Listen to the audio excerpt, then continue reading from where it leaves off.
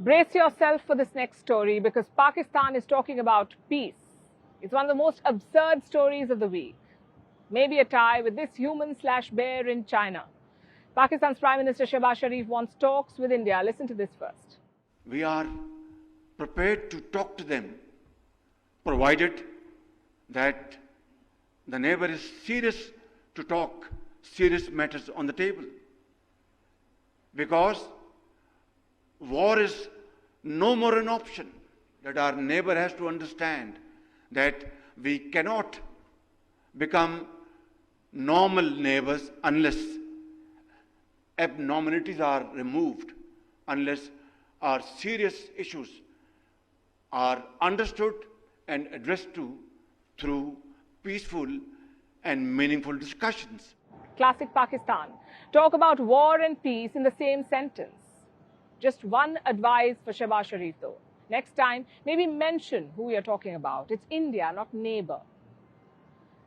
Now, there are two things which stand out in Shehbaz Sharif's statement. One, he's accusing India of not being serious. You heard his words. We are willing to talk provided the neighbor is serious. That's what he said. And two, he talks about abnormalities. Shehbaz Sharif says abnormalities must be removed if relations are to be normal. Good wordplay, but beyond that, what are these abnormalities? That Shehbaz Sharif did not specify. For India, it's always been terrorism. India has insisted that terror and talks cannot go hand in hand. We'll have to wait and see the response this time. But Shehbaz Sharif's comments were not isolated. Elsewhere, his Minister of State for Foreign Affairs was also talking about India.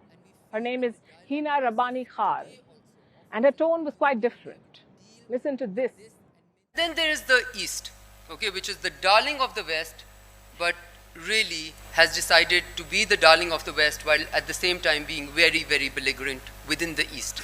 So India, stands out as a country which is very, very open towards certain countries, but very, very closed-minded towards some of its own people and towards certain countries within the region.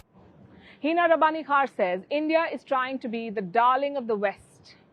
Maybe that's why India is the top buyer of Russian oil. Or why India criticizes Western comments on internal issues, or why India attends the SCO and BRICS summits. Plus, it's a bit rich coming from Pakistan. This is a country that spent most of the Cold War years doing America's dirty work. So less of a darling, more of a minion. Anyway, let's focus on what they're trying to do here. The Pakistani leaders. Sharif, at least on paper, is the Prime Minister of Pakistan. Any initiative aimed at peace is welcome, especially coming from Islamabad. But when Pakistan talks about peace, you must ask three questions. A, why now? B, do their actions match it? And C, does the army support it? The timing is indeed strange. Shehbaz Sharif is an outgoing Prime Minister. Why would he make a peace appeal to India? Normally, it is done to appease international lenders and Western countries. When Pakistan needs a bailout, they talk sweet. They pretend to be the nice guys. So could this be a similar attempt? The International Monetary Fund has released one payment for Pakistan, but reports say they're going to need more. Comments about peace and talks are usually green lights for lenders. They signal positivity. And there is precedent for Pakistan doing this. On the 17th of January this year, Shehbaz Sharif made a similar appeal. He offered talks with India. And guess what happened after 2 weeks? Pakistan held the first round of their talks with the IMF. So that's definitely a possibility. Now to the second question. What is Pakistan doing for this peace that they want? Well, pretty much nothing. Reports say border infiltrations are still happening. So is smuggling of narcotics.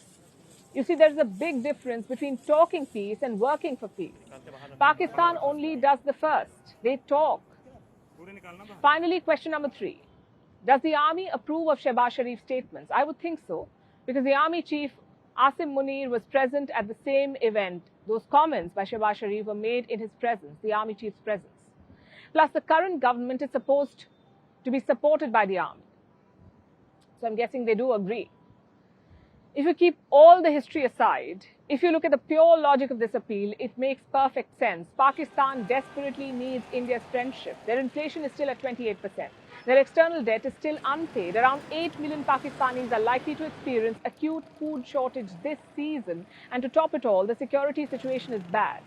Just this week, there was a suicide attack at a political rally. Around 56 people died. So on paper, Pakistan needs normal relations with India, very much. The so-called darling of the West could really help them out. Just look at Sri Lanka. India lobbied for Colombo at the IMF. Lenders from Japan and France are now lining up to help. Pakistan could have used that help from India. But unfortunately, you can't keep the history aside.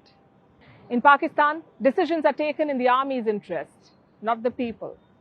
So unless you see concrete actions to back up peace offers, you can never be sure. Nonetheless, this is an offer, and we'll have to wait and see how India responds.